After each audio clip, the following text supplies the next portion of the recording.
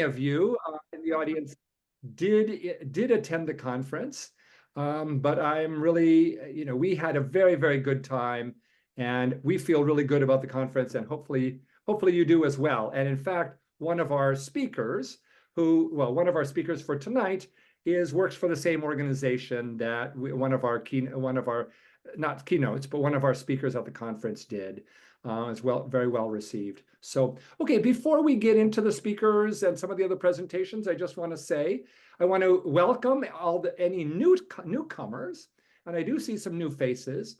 With the newcomers, if this is your first time at a MassEnergize Community of Practice meeting, we'd love to have you just briefly introduce yourself with your name and what either town, community, or organization you're affiliated with.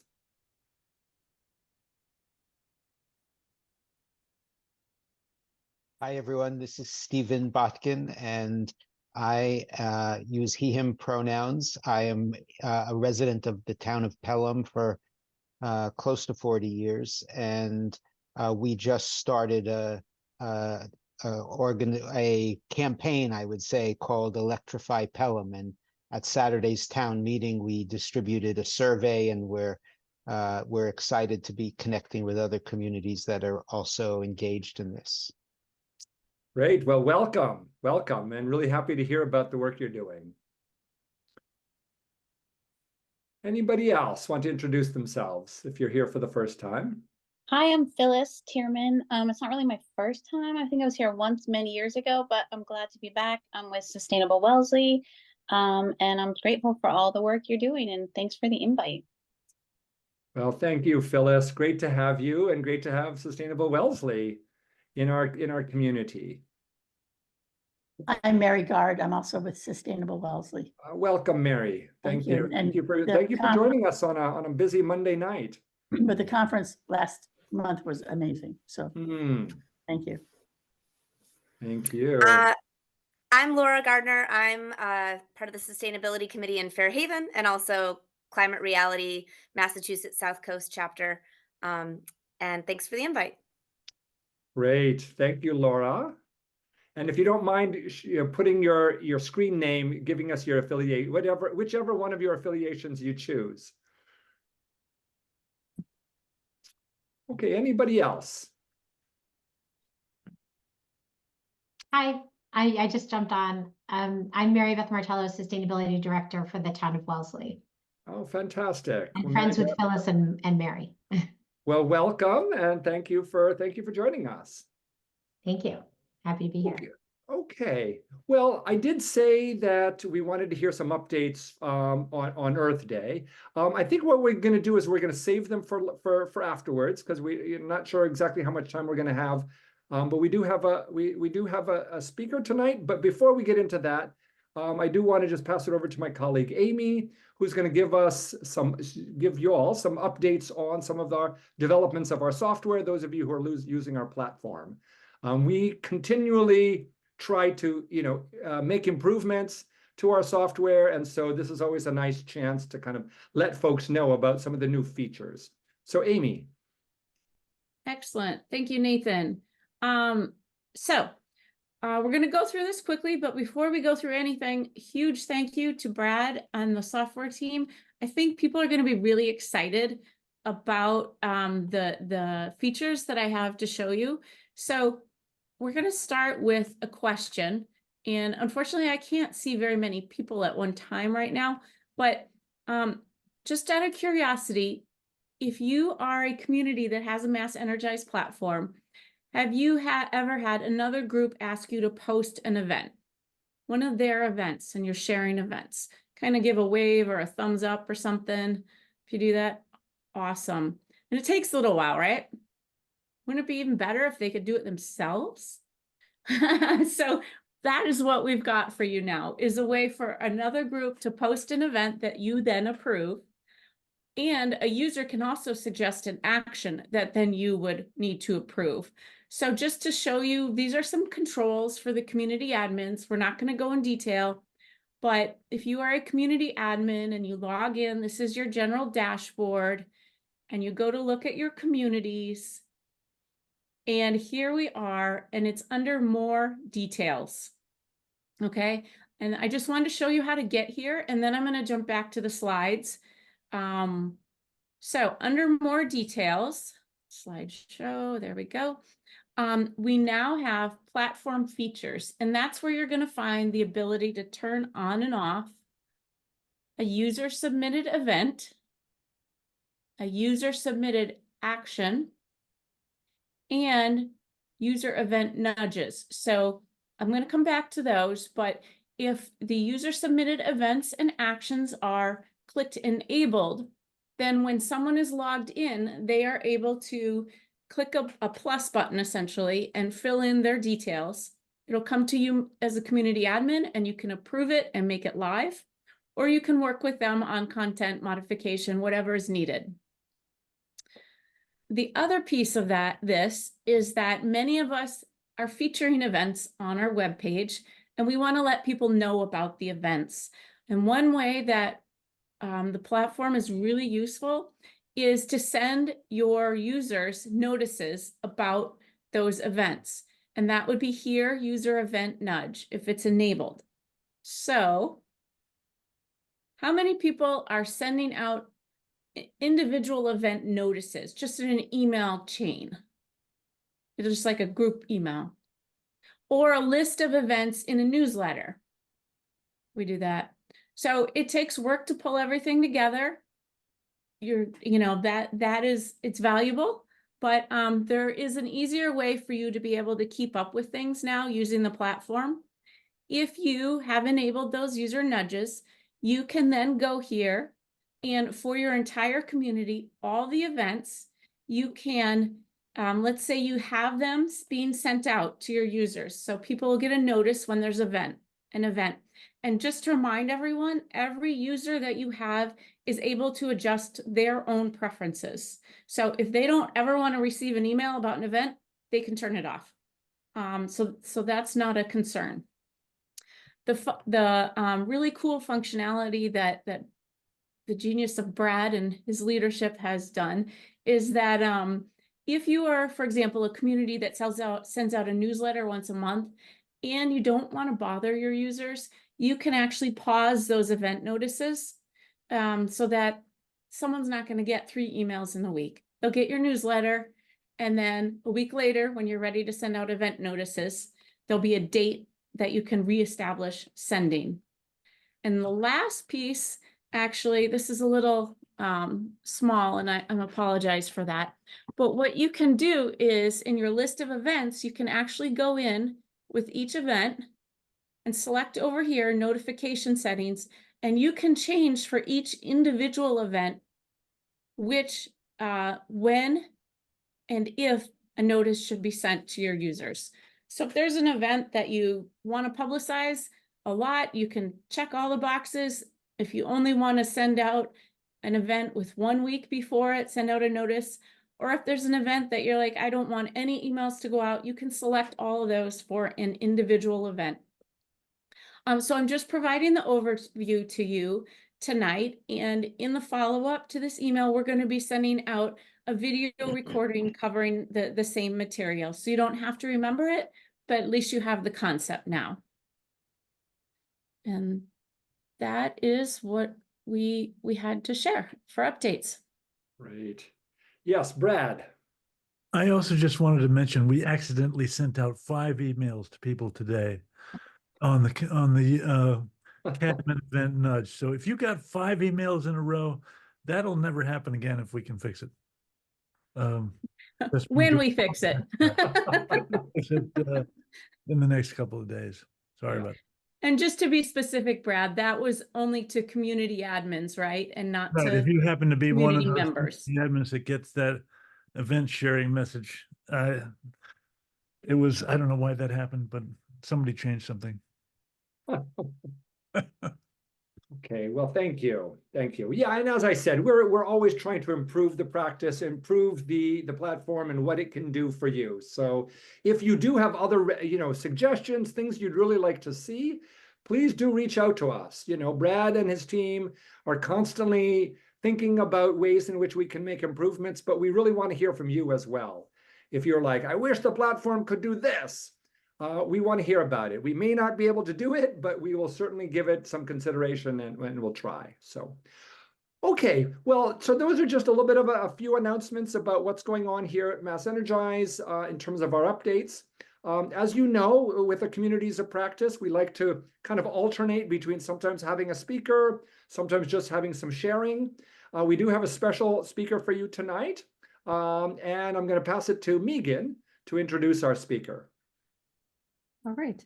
So we're delighted to have Emma Kirby here from Potential Energy Coalition. She's a graduate of Auburn University, has worked for Cisco Systems, and has worked for Potential Energy Coalition for 2 years. In her role as Strategy and Insights Analyst, she dives deep into data and research on best communication practices. But the favorite part of her work, she tells me, is getting to connect with individuals like the group here tonight who are working to further the climate movement. Emma, we are delighted to have you. Okay, thank you so much. I'm thrilled to be here. Let me get all my sharing set up.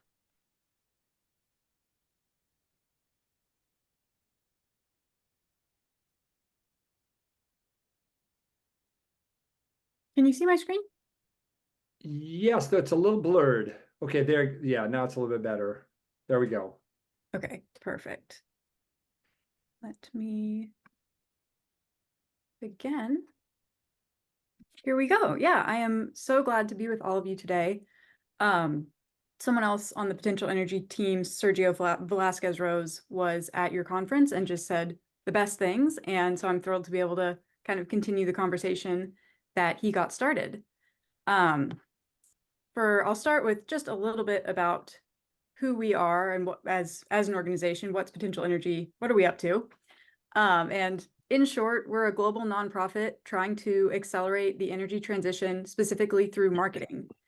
So we see climate as primarily a communications problem. You know, we all know the science is clear, the solutions are out there, but the public isn't really buying those solutions, and leaders aren't necessarily always selling those solutions so well. So we think that marketing can be the big difference maker. We use data to develop messages that are aiming to create new climate supporters, sort of change and move forward the cultural climate conversation, and really turbocharge organizations like all of you who are working in this space and hold the power to really move things forward. So we want to build the cultural narratives that make winning on climate inevitable. And we actually, Potential Energy just celebrated our 5th birthday. And in that time, through a broad range of analytics techniques, we've gathered a lot of data. I'll stay out of the data largely in this presentation, but I want to, sort of ground us there that this is all very, very heavily researched. Yeah, I won't go through all of these numbers, but you can see our data comes from the ads that we've served, focus groups that we run, surveys that we run, and more. So to begin, as I said, we all know that climate change has a communications problem. Case in point, what a great day for some decarbonization. I don't think anyone has ever said that. Yeah, said no one ever. The key principle for effective climate communication is to meet people where they are. And, leading with decarbonization most often is not where they are. To be effective in climate, we really need to recognize that most citizens don't know that much about the issue. They may be concerned, but they don't necessarily know the facts like we do. So from Potential Energy's research, we see sort of what you're seeing on the screen right now. The leading perceived cause of climate change is plastics, not carbon. About half of Americans think recycling can have an impact on climate change, and less than 20% of people know that renewables are getting less expensive. Only 30% of people think that their diet will affect climate change, and less than 25% of people know that there is a scientific consensus on climate change. So all in all, these numbers are not necessarily great. The challenge here is that what scientists say about climate change just doesn't really work or connect for everyday people. If we say we have to act now to stay under 1.5 degrees, a lot of people, kind of hear that and think, well, 1.5 degrees doesn't sound like that much. What's the big deal? Similarly, if we talk about sea level rise, that sounds like if I don't live on the coast, that's something that's not really going to affect me and not something I necessarily need to worry about. And phrases like decarbonizing or net zero just require a lot of context that everyday people who aren't engaged in this work just don't have. So, clearly there is a disconnect on climate change between what we see on the left of this slide versus how people respond on the right. And they aren't able to see what makes it so urgent, but that is a-okay, because there really is a human solution to this problem. If we want to connect with everyday people on climate change, we need to talk in the way that works for them and talk to them about the things that are important to them. So, what is the big why on climate? What is important to everyday people? Well, last year, we conducted the world's most comprehensive study on what moves and motivates people to act on climate. This research included people from the countries that make up over 85% of total global emissions and 70% of the world's population. So very sort of wide-reaching, covering all of our bases. And we talked to people in all of these different countries to figure out just what their why is, what will move them to act on climate. So if you lead with this, we need to tackle climate change because we need ... What finishes that sentence for people? Well, we gave them a lot of options: job growth, social justice, air and water pollution, extreme weather. But the big one, the leading one by far, was that we need to tackle climate in order to protect the future for the next generation. So we see, again, I won't get too much into the specific numbers here, but we found that this urgent generational message, which we kind of have coined this phrase, later is too late. That'll come back around later in the presentation. But we see that this message wins time and time again across lots of different demographics, ideologies, different segments. That later is too late urgency message is very, very effective and connects with people. So I will play, so we'll click over here, but play a video that speaks to that message.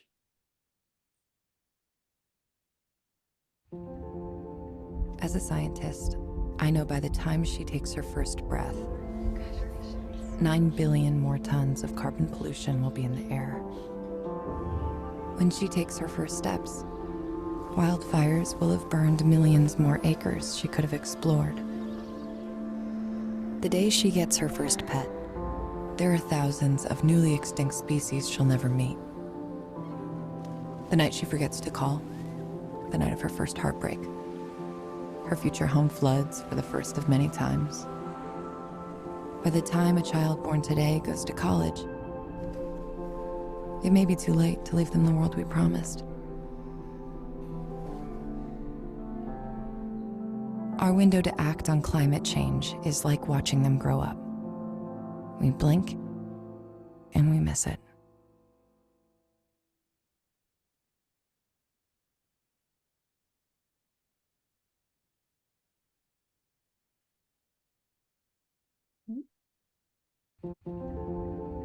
As a scientist,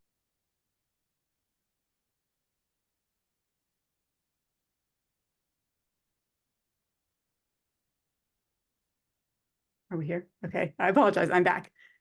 Can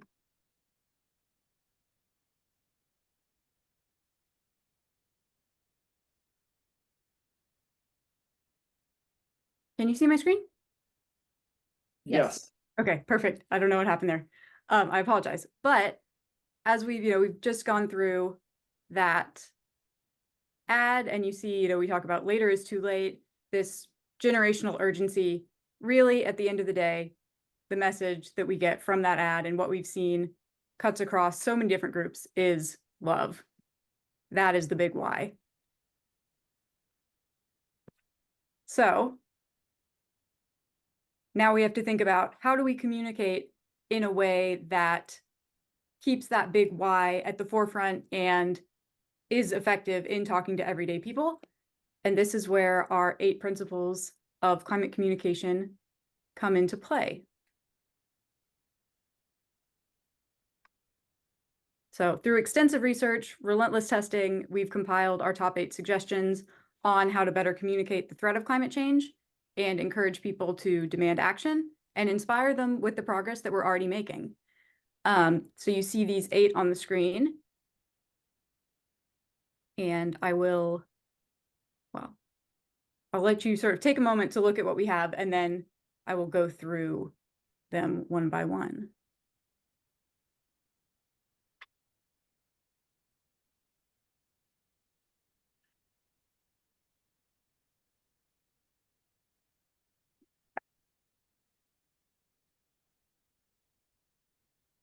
So,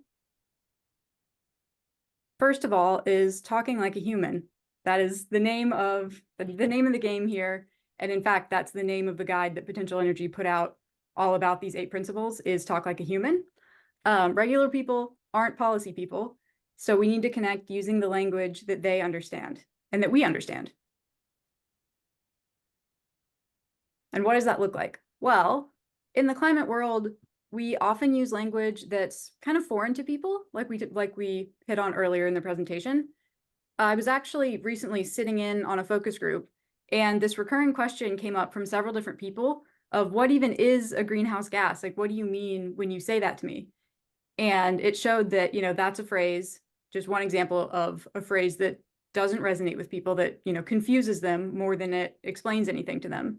So instead, in that case, we should be using language like pollution, which is much more recognizable and something that people are more familiar with and used to hearing about. Similarly, when we talk about overheating, that's a good word to use instead of sort of honing in on the 1.5 degrees. If you just say overheating, that conveys the idea that we're trying to get across. In that case, we also really like the analogy that our planet has a fever. So everybody knows that, just a small rise in your own body temperature can make you feel pretty sick. And the same thing goes for our planet.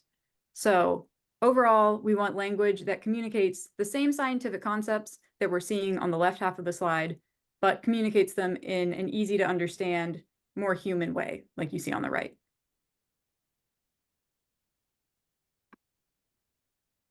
So our second principle is do not exaggerate.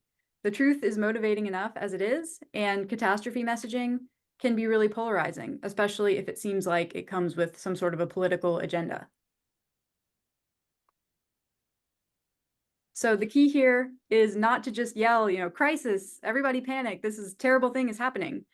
We want to, and we can help people make that connection so that they understand on their own that there is a crisis. If you just tell them that something terrible is happening, oftentimes people kind of shut down or they don't want to listen to you, versus when you give them, we found that when you give them the facts, you can kind of help them draw that conclusion on their own in a way that's more effective. So phrases like the climate emergency or the climate crisis really only engage people who are already alarmed. And those might not be the people that we, most want to talk to. We want to pull in more people and make more people alarmed. So instead of just talking about the crisis or the emergency, it can be really helpful to point to extreme weather as a visible sign of the crisis and something that's unfortunately pretty relatable for everyone at this point. Avoiding that crisis framing is really essential, and it's connected to our third point, which is no partisanship. Language can be political, so we should be mindful of perpetuating any sort of triggering tropes or triggering language. In our global study, we saw that this is particularly important in the US today. Probably it might not come as much of a surprise that the US is, or in that study, it was the most polarized country on climate based on ideology. In a lot of other places, it doesn't matter so much which party you might belong to. People are much more in agreement about climate than they are here. So we have found through our studies that there's some language and some framings that are inherently narrow and kind of speak to politics or key people in that we might be having a political discussion. So those are things that we might want to stay away from.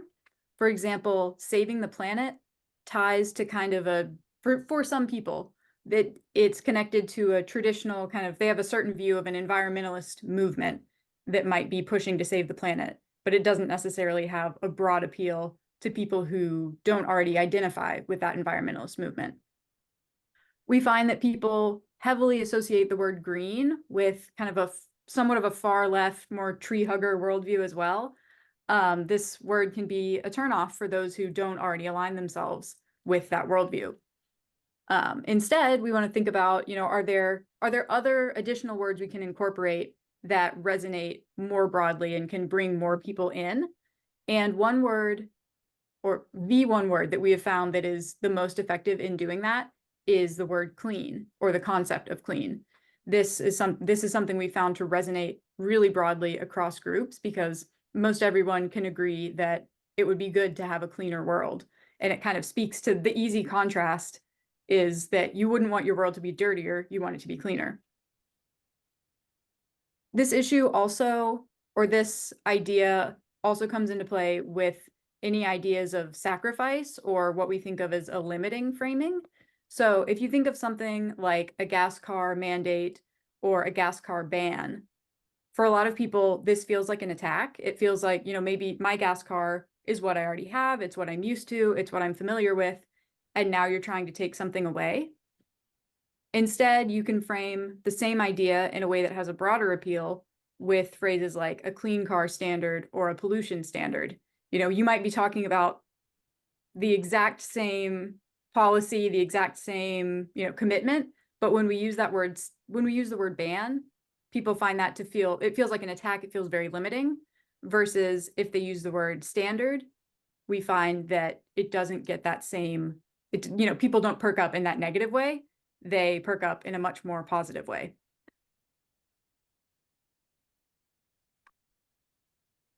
Number 4, our next principle is to keep it local. We care about what we experience, so we should tie climate change to the real consequences.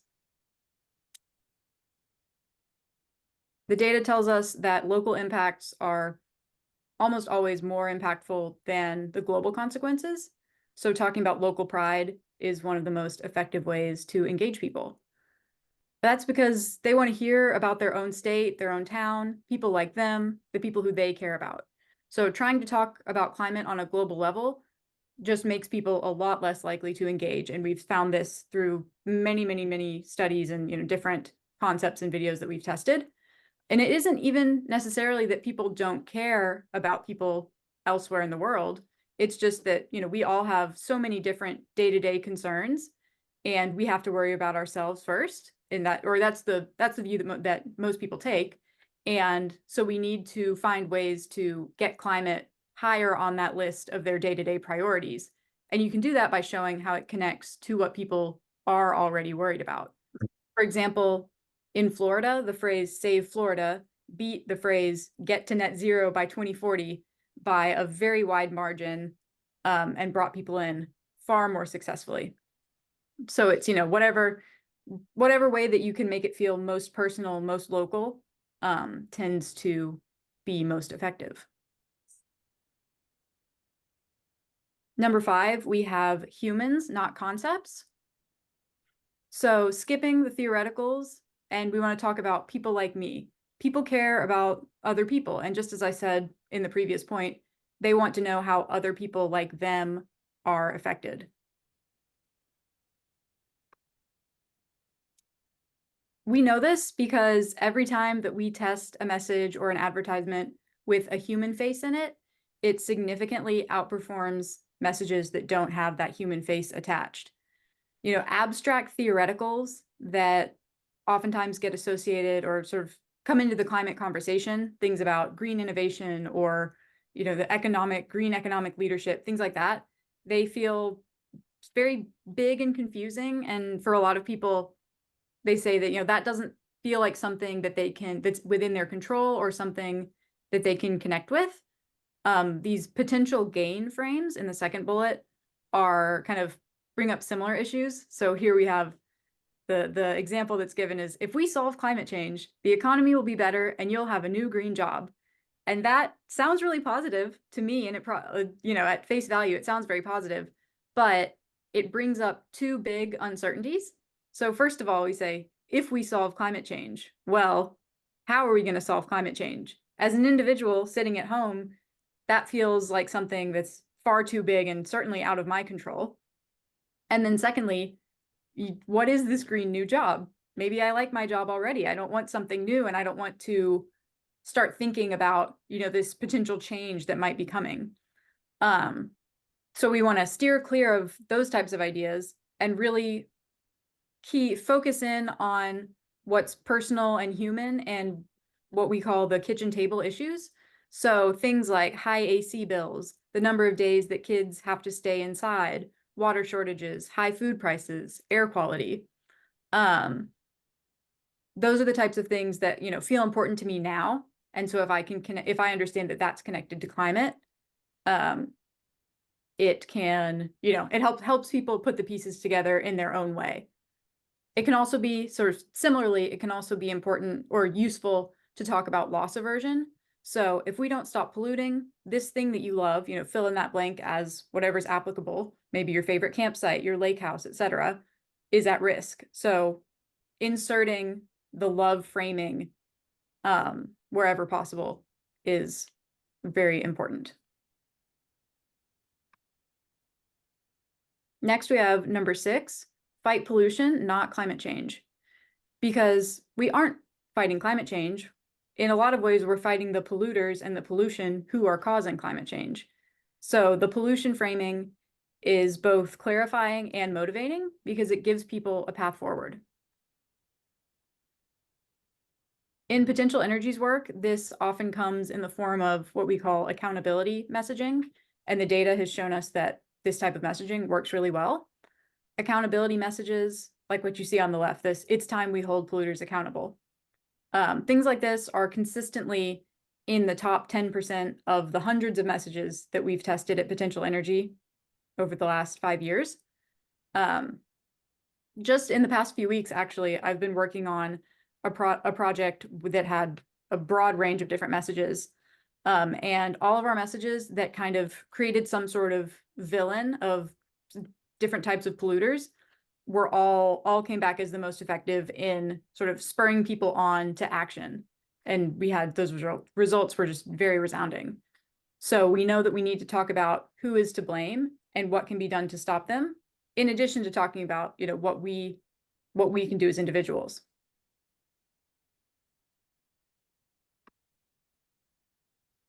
Number 7, we have focusing on today. So the future is easy to ignore. Oftentimes, as we've said, we all have plenty of day-to-day concerns that we have to focus on. And we need to focus on what's happening right now because that's what matters to people. If you want to motivate them, we should choose specific, concrete impacts that are already happening. And the solutions also that are locally relevant. If we can be most successful, we found, by highlighting what's tangibly happening today versus what's going to happen in 30 years or what we want to achieve in 30 years. That just feels so far off and not like something that any one person can be in control of or make an impact on. So instead, we want to focus on the benefits that can come to you and come to your community today. We can also apply this to the consequences of climate change. We see the consequences of extreme weather already happening every year more and more often, unfortunately. So there isn't really a need to point to some doom and gloom future scenario. We have plenty of examples that we can talk about right now that will connect with people and feel personal and feel things that they'll understand and feel real to them. Another example is that if we talk about this, what came up earlier in the presentation of saying we want to get to net zero by 2040, aside from being very technical, which we've already touched on, this also feels like a big change or a big goal that'll be quite difficult to achieve. And for a lot of people, that's really daunting. And it makes me feel like, if I don't feel like this is achievable, I'm not going to engage with it because there's no point in doing that. Instead, if we say something like, we want to reduce pollution 10% every year, and that'll make a better world for our kids. This sounds a bit smaller. It sounds like something that we can all work on right now. I think, sort of what most people are taught in school and what we find to be true in work of if you have a big project, you have to break it down into small tasks to make it feel like it's digestible, feel like you'll actually be able to do it. The same thing really does apply to climate. We need to break it down and help people see that there is a path to success.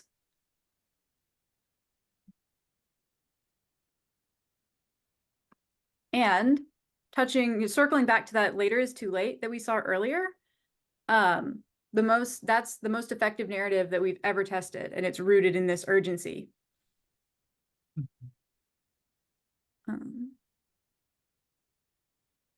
So our final principle, number 8, is that the messengers make the message.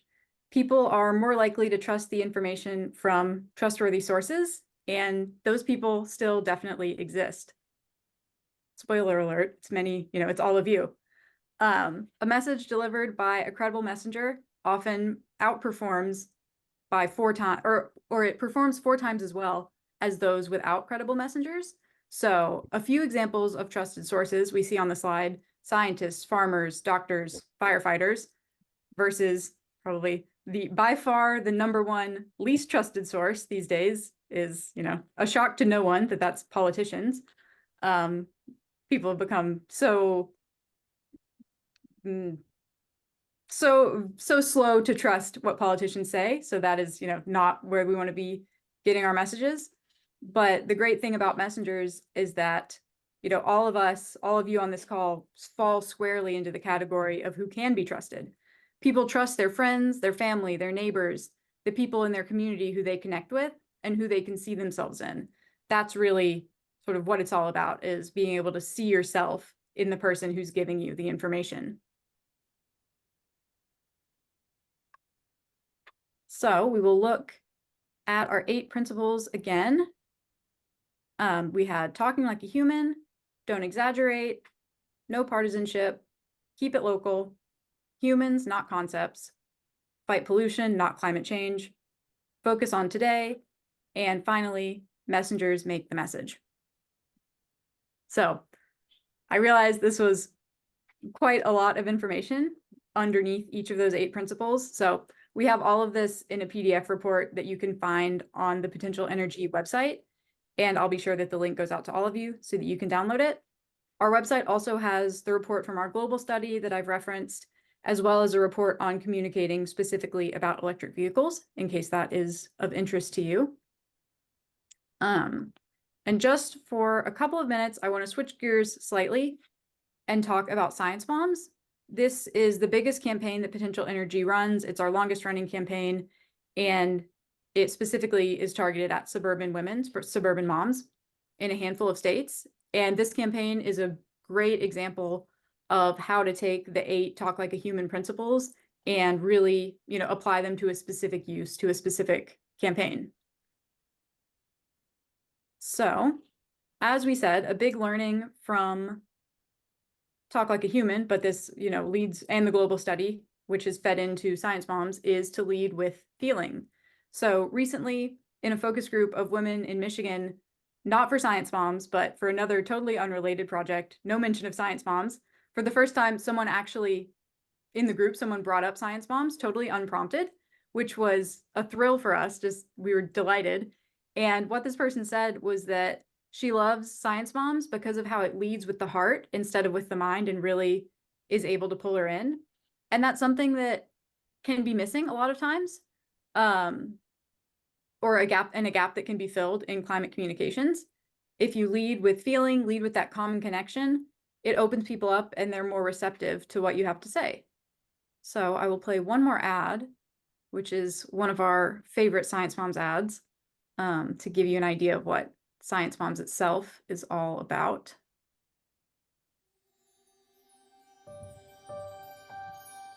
To my smoochy babies, Maeve and Joseph, I loved you before you were born, even as I chose my career as a climate scientist. The joy and wonder that growing up on the Chukchi Sea gave me, I am determined to give you. Even as the Tucson summers get longer, the saguaros wilt in the heat, as we get up earlier and earlier to hike, and we depend more on our AC, I chose this life to help build a better world for you. I hope when you're grown that you'll forgive me for being the tired mama, the gone to the field mama, the obsessed with the new data mama. Because the climate is changing so fast and will affect your world so much that I've had to become your gladiator science mama so I can fight every day for you.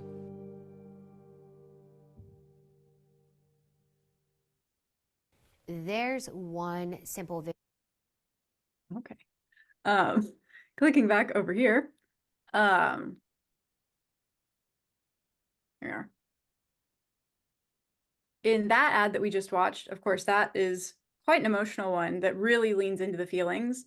And sometimes that makes most sense. In other cases, of course, you do have facts to share, and those facts are very important. So, never, we don't want the takeaway from potential energy to be, steer clear of the facts and only go with love, but it's how to strike that balance.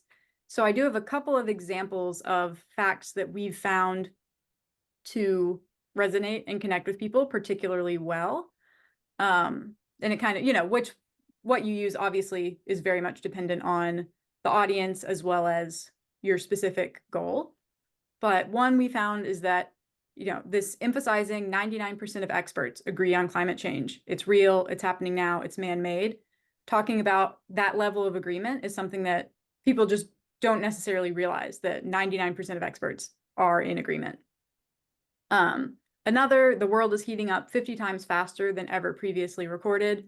So helping ground people in the fact that this is recent, it's not in keeping with, longer trends.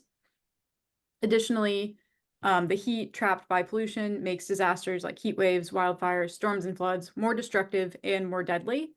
Again, as I've said a few times now, when we talk about extreme weather, that really grounds people, kind of helps people see what's going on and how it does affect them, because so many people are recognizing that there are more and more of these extreme weather events.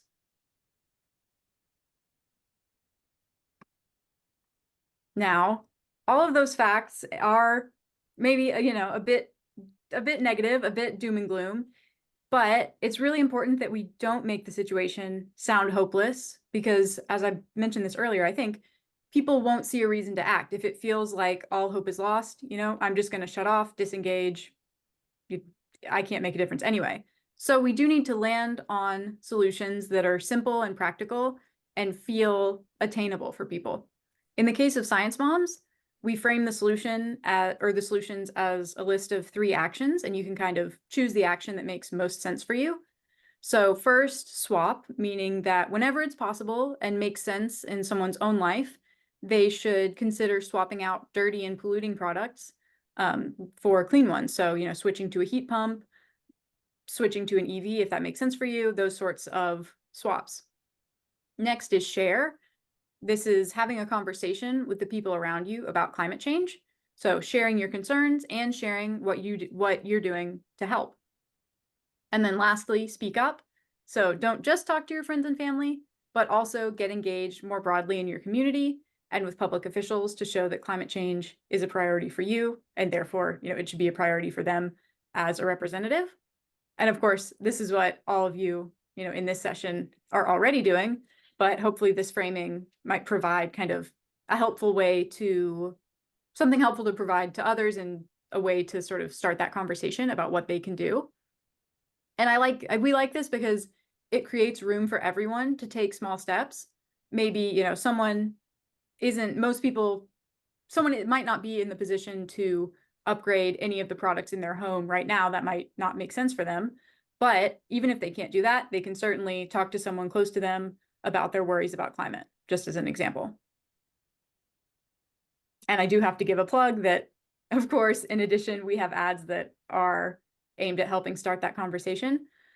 So all things Science Moms can be found at sciencemoms.com. I'll make sure that link goes out. And then, as I said earlier, the potential energy reports are all on potentialenergycoalition.org. So that is it from me, but I would love to, here, I'll click us back to our 8 principles, and then I'd love to open it up for a little bit of conversation, whatever we have time for.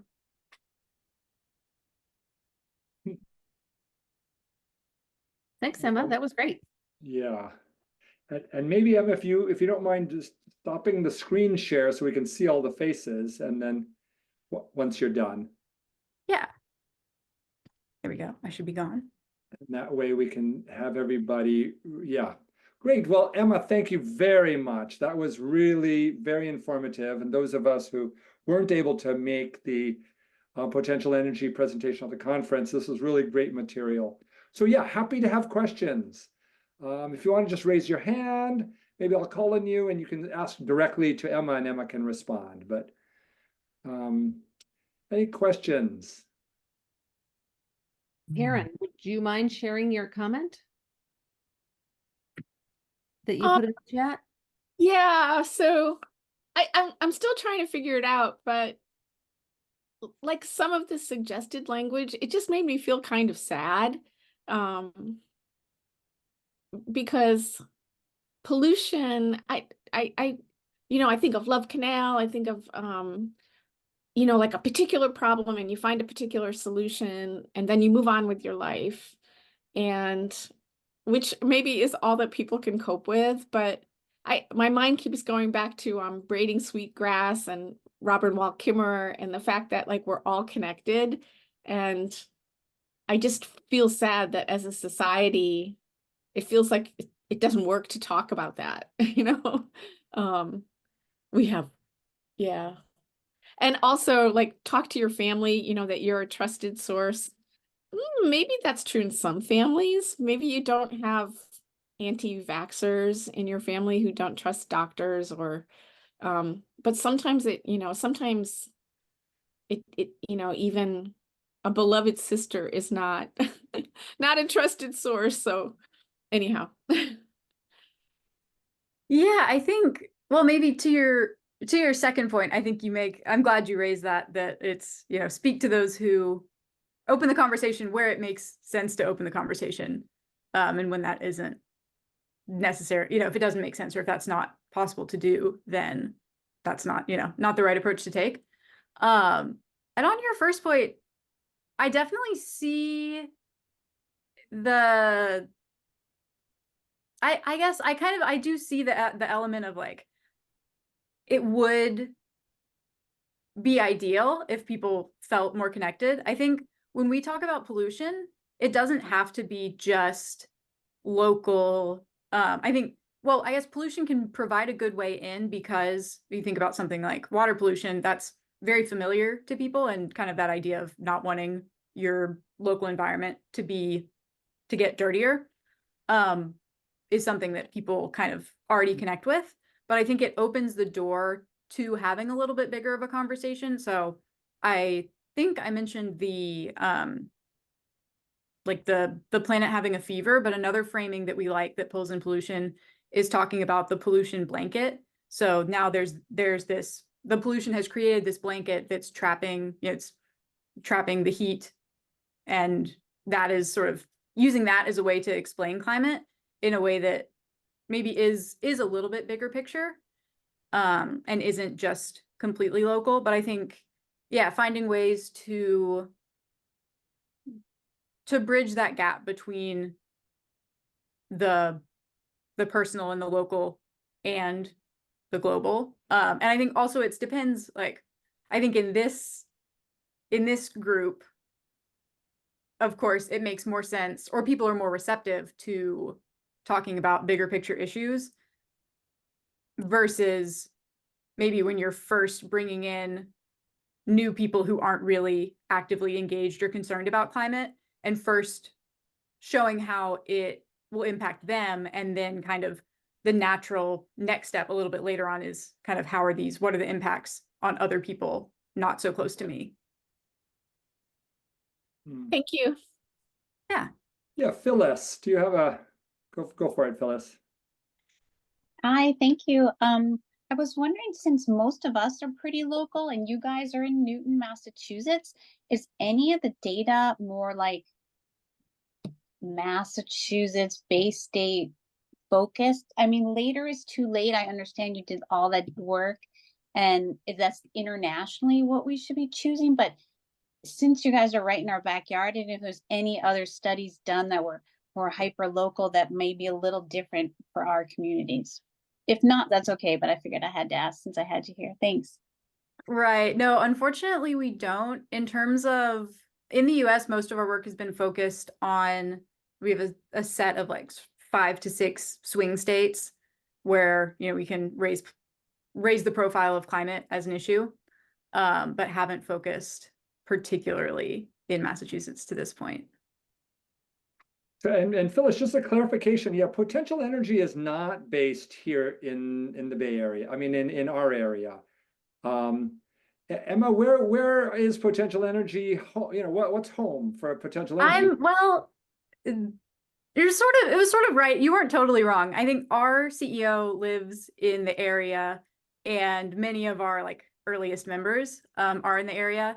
I think our formal address now is in New York, but people are based sort of across the country. Yeah, but thank you for raising the question about, yeah, what are the local messages that do resonate? Okay, yeah, Marissa, do you have a question?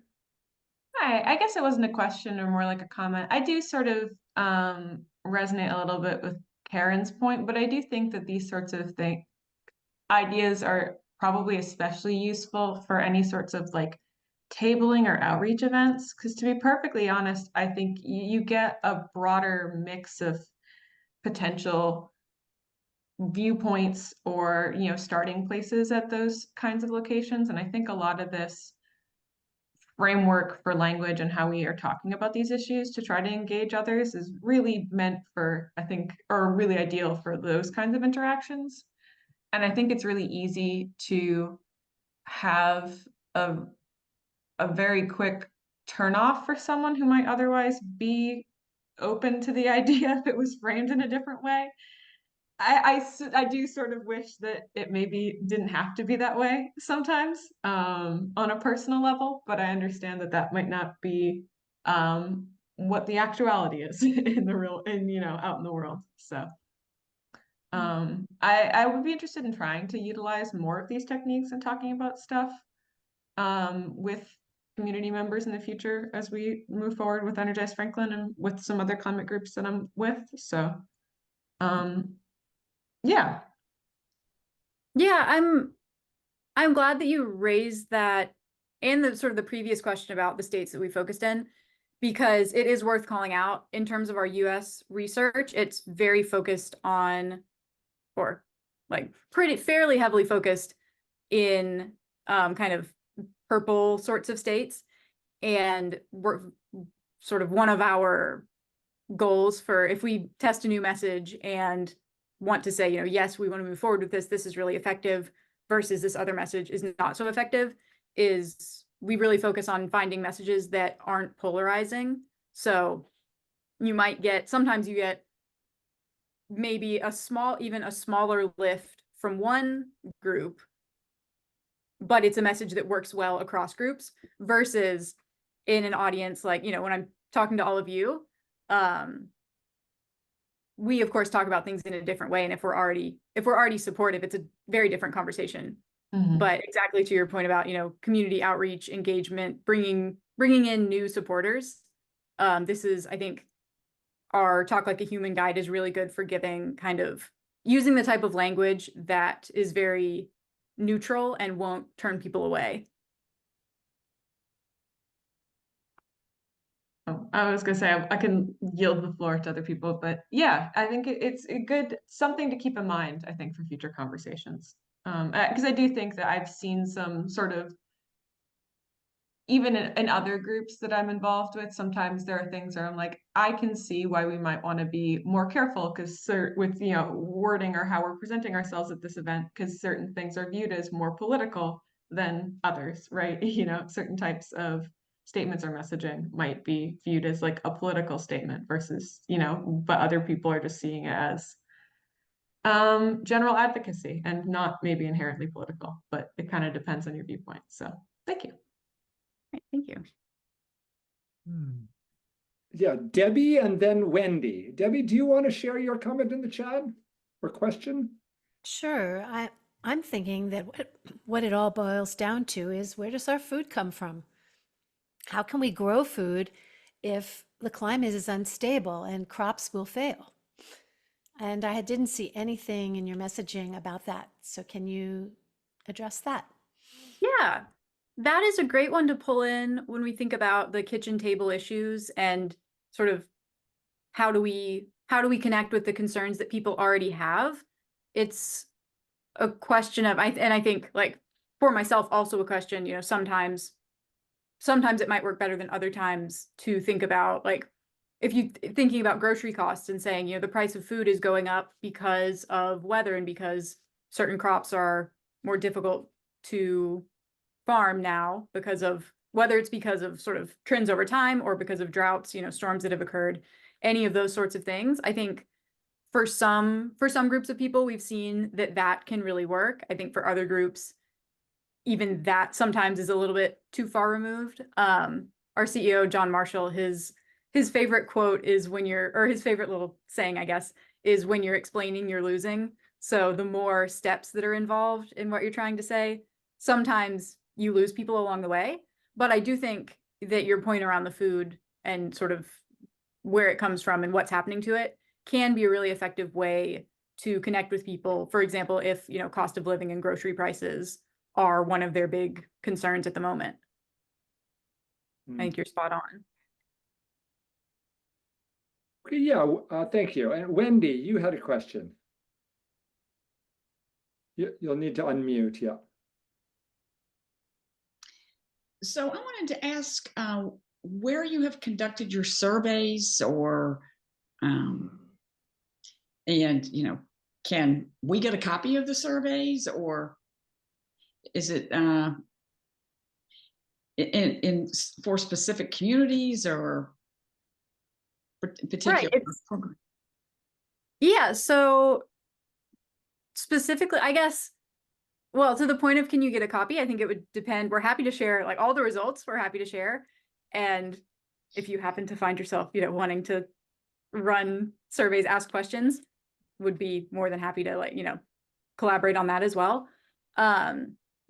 Our surveys, they're typically for the data that was in this presentation and like by and large, we don't focus in any one community within a state. We have, I'm gonna attempt our list of our science bomb states, which is where a fair amount of our US research is focused in the science bomb states are Arizona, Wisconsin, Georgia, North Carolina, Michigan, and Pennsylvania. As well as we've done a good amount of work in California because obviously the governor there is, or the governor here where I am, is very receptive to climate. So the research, like the locations, you know, depend a bit on the goal, but they tend to be statewide and trying to get a pretty representative sample across the state versus focusing on any one community. I will say we've started to delve a little bit more into the community-based work, specifically right now it's in Michigan where there are new like advanced manufacturing, clean energy factories, plants, that sort of thing that are going in and getting a fair amount of backlash. So we're trying to go into those communities and learn why the backlash is coming about and, you know, what can we do to sort of assuage people's concerns or fears. That's where personally my heart is really in the like community driven work and being able to listen to people. But yeah, happy to share. I guess if you have specific questions or things you'd want to get access to, I'm happy to like kind of pass those requests on and see what we can do. Okay, thank you. Yeah, I do have a question about this, the notion of pollution. I mean, I certainly get pollution is dirty, you know, and clean is good, you know, like that's an easy, but pollution feels to me very kind of vague. I mean, there's air pollution, there's water pollution, there's, you know, trash in the street, that's pollution, there's plastic pollution. Do you differentiate when you use pollution as what I'm hearing is kind of a stand-in for, you know, I guess, you know, pollution seems very broad to me. So I'm just curious how you use pollution when you're actually trying to motivate people to think about not just, you know, pollution is bad and so we don't want pollution, but okay, what do I do about that? How do I stop polluting Or how do I encourage you to stop polluting when there's all 15 different kinds of, 100 different varieties of ways to pollute? Right. I guess when we say that, we're really referencing sort of carbon emissions. That's the replacement term. Right. So, and we use that just because, as we talked about earlier, carbon emissions and carbon in general as an idea, it's just very sort of abstract to most people and feels scientific versus pollution. I think exactly to your point, we're already very familiar with water pollution, efforts to clean up the rivers, that sort of thing. And so the idea is that it's kind of transferable, the knowledge that people already have, and it feels like something that, we've tackled it before and we can tackle it again, continue to tackle it. But that being said, I think it is important. Again, this pollution is kind of the gateway, and then oftentimes it does make more sense, or it does make sense to delve a little bit, get a little bit more into carbon and emissions specifically, and what we can do to limit emissions. I think you also had the question of, how do you communicate with someone, what they can individually do? And I think that's what's really interesting about, our work versus the work that it seems like, a lot of the organizations on this call do, because Potential Energy up to this point has been pretty focused, not entirely, but a good amount of our work is focused on sort of accelerating people's support for immediate government action. So saying, even if the actions that I can take as an individual feel fairly limited, because we know, in a lot of ways it is limited what any one person can do. But if you sort of make your will known politically and be engaged in your community, be engaged with your representatives, and show them that, for example, the IRA, we got this landmark climate, if people had never made their voice known, if it wasn't shown that, this is a high priority, then we wouldn't have gotten that action.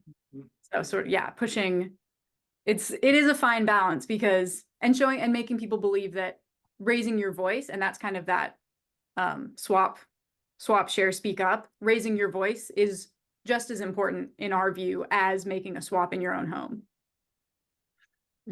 Yeah. Okay, thanks. Yes, Megan.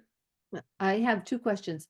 The first one's actually for this group. You were asking about, Phyllis, you were asking about, is there any more local research that could be relevant? And my question is, do you feel like Massachusetts needs different messaging?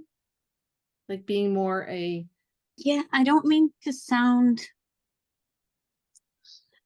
I feel like we live in a very educated communities here in Metro West Boston with all the universities, and to say later is too late somehow feels a little like, I don't know. It's not, has not resonated with anybody that I've brought up with. Sorry, I'm in the dark here. I just realized. But yeah, I feel like we could do something better here, or more, not better, more relevant. And I'd be open to discuss that with others.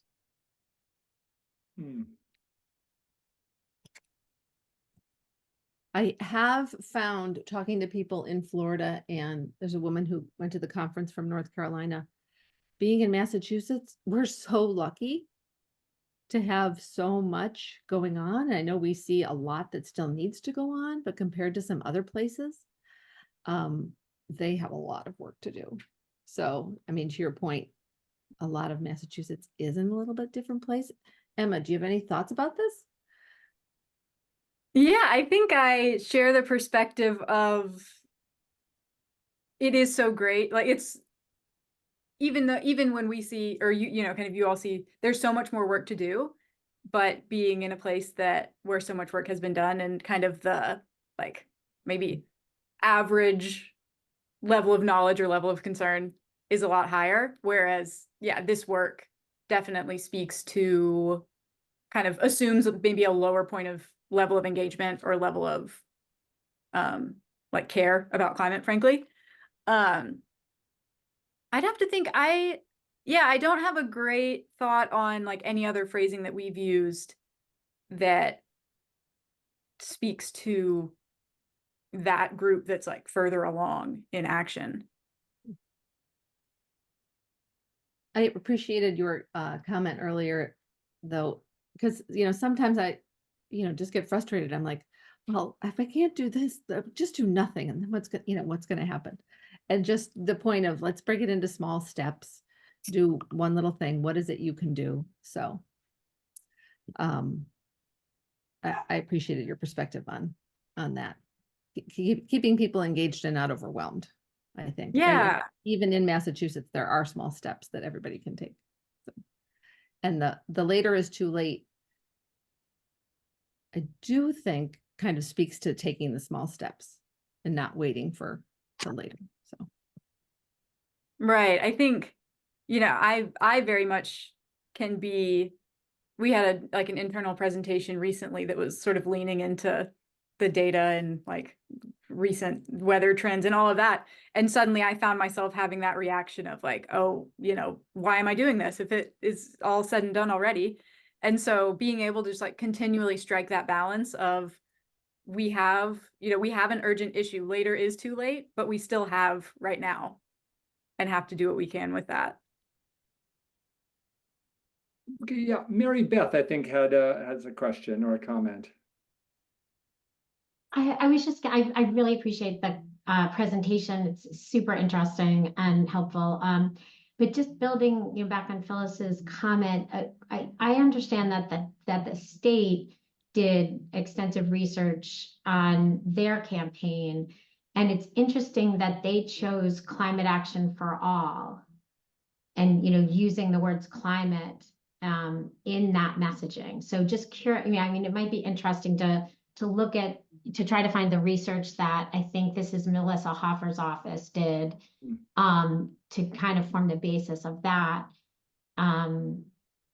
I think, maybe there's a mix of messages so that for some groups in our community, we emphasize the later is too late and the future generations, and some people who really want to actually know what can I do for climate, and you can be very overt about that language.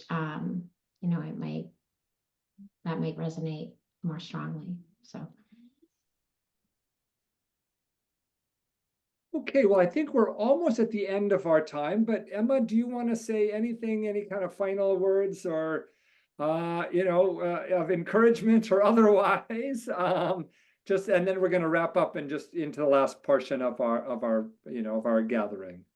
Yeah, certainly. I really just want to say thank you for letting me join. It's sort of just such a joy to be able to, I love being able to engage with other people in the climate space, and particularly, all of you that are really engaged in these local issues and fighting the fight. So I've really enjoyed this, and I'll be sure that all the relevant links go out so you can access anything. And yeah, feel free to reach out. We have like contact emails on the Potential Energy website. So please feel free to reach out if we want to keep the conversation going. Thank you.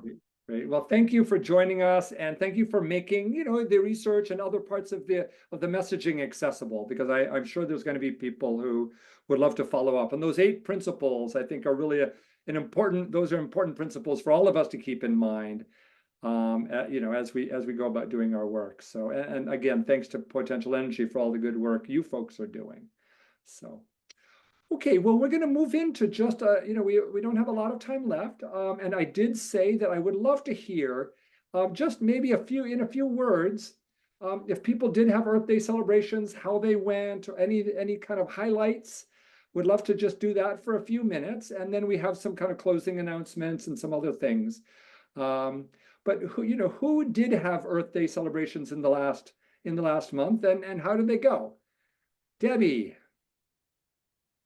Yes, we had our 3rd Earth Day all around Natick. This year it featured 32 events in different places all around town, sponsored by our local town government, by organizations like Rotary and Keep Natick Beautiful, and also by individual homeowners and people and churches and people who wanted to show off their heat pumps or their native plant gardens. And this year we included a fair on the town common. And what was new was we created a passport game for the children, where they could go from one booth to another and get stickers at each one. And then if they wanted a prize, they had to bring a passport with 5 stickers to our booth, where we then asked them, in order to get their prize, what shift they and their family would be willing to make to be kinder to the earth. We used the word shift and not change. And we said, make a shift, give the earth a gift. It's not a heavy lift. And so, of course, the kids usually didn't have an answer, and we'd be like, Mom, come over here. And that enabled us to engage with the parents and say, well, what are you doing so far? And what more can you do? You know, maybe consider eating less meat, or, you know, that sort of thing. Next year, we're going to have a board where we're going to put people's answers up on the whiteboard and keep a tally of how many said this or that, and people can see what the winning responses are. So that was a new thing we did, that we added to the festival, and it worked. We think, we hope. Thanks. Fantastic, thank you. And EcoNatick always does such a creative work, particularly around Earth Day. So thanks for your leadership, Debbie. Okay, other communities, and anybody else sharing kind of some highlights of what, any activities, whether it's Earth Day or otherwise. Yeah, Rob Mullenbeek.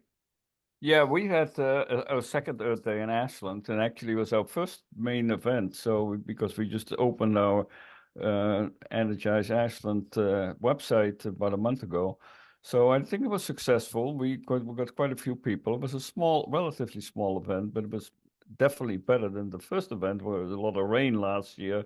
So, and we also had the local school climate action group attending, so they had a bunch of people from the school, and I think it was a successful thing. We had a little raffle for the people who signed up, and we got quite a few extra people signed up. So we're up to about 77 people signed up now in about a month. So I think we're on our way. So it was good. Fantastic, and thank you. Yeah, Energize Ashland, you're doing great work. Thank you. So, yeah, great. Okay, yeah, Susan. Hi there. I work with Energy Save, but I live in Vermont now. So here in a little town in Vermont, we celebrated the Green Up Day at the beginning of May. And the way I did it is we went to my grandkids' elementary school and read a book called The Energy Detectives, which Kula Communities has produced. Some of you may know. It's available to all schools in Massachusetts at no cost. And we read the book and all about how the kids had to find where energy was being wasted and what they could do about it as little detectives. Then we went around the town for another hour. We did art projects, and we went around the town and picked up litter. And then for the last hour of the morning before a potluck, we worked on the garden. So the approach was very much working through the children and helping them learn to love the earth. It was fun. Nice. It was fun. Thanks. Great. Thanks, Susan. Does anybody else want to share? Yeah, Amy. Yeah, so Framingham, we had our Earth Day Festival on April 27th on the rain date, which was challenging because there was actually 3 community events going on. But Energize Framingham, we had a really fun and successful booth this year. We had volunteers that made props for a photo booth, and they included like a wind turbine headband and a heat pump thing made out of cardboard. Nothing as fancy as like Rewiring America, but homemade things like that. And then solar panels, and lots of kids came up and wanted to have their picture taken. And then to the side of that, we had our ask of people, which in Framingham was a petition drawn up on a large scale, like printed on a really large format, asking the mayor to reinstate a solar project in our capital budget. And so that's building off the work we had been working on and trying to convince a change in the government in that decision. And then we continue and we collected more signatures and spoke in front of city council. And I'm really excited because we were successful. The mayor said that he didn't have all the financial information that we presented, so we made him take another look. So it is really exciting. We're doing the study, and we'll quote find the money for the project, but we'll keep on them. So very excited about the public support. Great work, Amy. Yeah, Wendy. So it was kind of exciting this year here that there were several groups within Newburyport that came together and created this Forever Green month-long calendar of events. And we didn't even have to, I didn't have to plan this Earth Day thing because they did. But they had everything from, there's a park on the river that's been flooding a lot. And they had, they put out a long tape that would show if the water rises up to what it would be at 2030, and then farther a little bit inland, what it would be at 2050 and 2070, I think. Then they had, and they invited everybody to come in on this one Saturday at 11 o'clock, and then everybody stand on the line that was 2050. And then they had a drone film the line to show where our shoreline would be. And I think that's really going to be produced by Salem State University. But then we also had a film festival of films from around the world of people who were making progress in their communities. And we had a heat pump party. And the best part about this. Excuse me. Then we also had a climate cafe, which was really good because a lot of people came to that and really talked about how to talk about climate and how they're affected in Newburyport by all the rain and river flooding. So it was a very fun month of activities and a lot of variation. Wendy, what's a heat pump party? So one member of our Energy Advisory Committee put this together along with a couple of other people. They had, so it was really a presentation. It was, they had a commercial for commercial people, which I don't think was very well attended. But then after that, they had it for residential. And they had somebody there from like MassSave to talk about getting an assessment. They had somebody representing a bank that could do heat loans, and somebody from Mitsubishi who sells heat pumps to talk about the technology, and another was a company that does sell all the heat pump technology.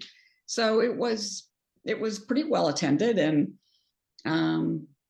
so we were happy with the results. Terrific. Okay, any last anecdotes or lessons learned or celebrations that we can share, and then we'll wrap up with several important announcements. Yes, Karen. I just want to say thank you to everybody for sharing all your really creative ideas, your passports and your headbands, and that month of activities just sounds really amazing in Newburyport. It's just great to hear how people find creative ways to do this. So thank you.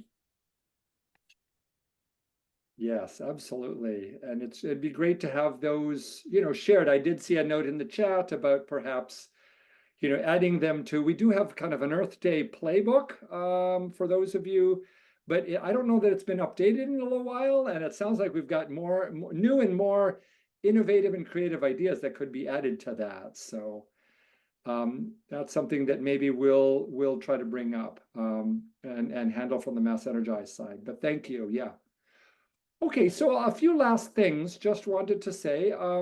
First of all, Megan has an announcement just about something that's happening later on in May. This is the Learn How to Have Effective Conversations. Did you want to share anything more about that, Megan? Thank you for giving me this opportunity. It's just one of the people who spoke at our conference, Sue Vatnik from This Is What We Did. She's running an online class again, or her group is running an online class again. It starts this Thursday night. And it is again about having effective climate conversation, and it deals more with the one-on-one conversations that you might have across the table or with your dear sister. And I found it very helpful. Hilly took it at the same time I did, and it's good. It's free. It's online. It's an hour and a half. Starts a little late because they run it off the West Coast, but it starts at 8 o'clock at night, 3 weeks in a row. And I think it was in the details were in the email that went out this morning about tonight's meeting. Talia just put the website in the link in the chat, a link in the chat. Thank you. Okay, then Amy, do you have an announcement or something to say about the Plug-in Metro West campaign? So check it out, pluginmetrowest.org. We are going into our fourth month. This spring on the Plug-in Metro West, we're seeing some growth in community solar uptake. It's slow but steady. A lot of people aren't aware at all. So that's pretty exciting to see. And we're starting to see more coaching requests coming through the website. So it's a nice model to share coaches across communities, in my opinion. And to really support one another with shared events, and that we just look forward to sharing more lessons with you in the June meeting. Yeah, great. And then I do have, speaking of community support, so MassEnergize is also increasing our community support. Talia, who's on our call, we are giving her, or she is taking some extra hours to do some community outreach, and specifically around support. So you will be hearing from us, and you'll likely hearing from Talia as well. Just inquiring about ways that we can be more actively supporting you in your communities. You'll be hearing more about that, and we have, that's something that we're focusing on now beyond the community of practice. We really want to know, how we can be better meeting your needs, in terms of whether it's through the platform, it's through other means. So do stay posted. We will be reaching out with some ideas and asking for your, also opinion about whether, okay, would that be a supportive thing that would be good in your community or not. So just wanted to let you know that we're going to be reaching out about that with some increased services. And then related to that, and you'll be hearing more about this later as well, we are going to be needing to put in a price increase in effect for the platform. So we'll be communicating about that, but I just wanted to give you a heads up that as we are, kind of building more and more resources and building more things into the platform, needless to say, our expenses are also going up, and we haven't raised our prices for several years. And so there will be some price increases as well. And so we'll be in touch with you about that, but I wanted to give a heads up. Okay, yeah. And then Karen, do you have something you wanted to share? Yeah, I'm just wondering what will be the price? We will be sending something out because it depends on what size the communities are. So we'll be sending out a letter. It'll be a letter coming from me, and probably in the next week or two, by the end of the month, just about the price increase. So, okay. So our next community of practice meeting is June 10th. Hoping to see you all there. You'll certainly be receiving information about that, but then you'll also be receiving information about today's meeting with the recording, some resources, the PowerPoint that Emma Kirby shared. And am I forgetting anything else? Or is there any last kind of announcement or question that people want to raise before we wrap up for the evening? Okay, well, thank you all very much. Really happy to know about all the good work that's going on in your communities. Please keep it up and let us know how we can be of help to you. So, All right. Good night, everybody.